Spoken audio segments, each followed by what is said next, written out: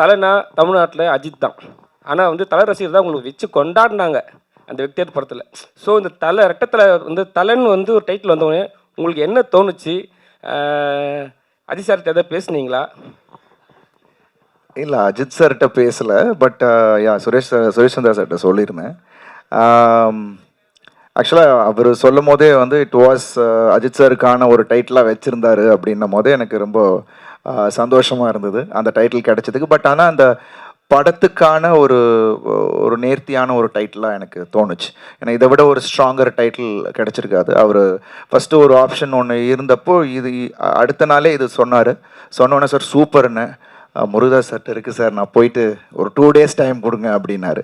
But next அடுத்த நாளே வந்து சார் கொடுத்துட்டாரு சார் அப்படின்னாரு. ஸோ அது ஒரு ரெஸ்பான்சிபிளாகவும் இருந்தது. பட் இந்த கதையோட அந்த 2 கேரக்டர்ஸ்க்கான ஒரு ஸ்ட்ராங்கான டைட்டிலாக எனக்கு தோணுச்சு. I am really happy that இந்த டைட்டில் இந்த படத்துக்கு அமைஞ்சது.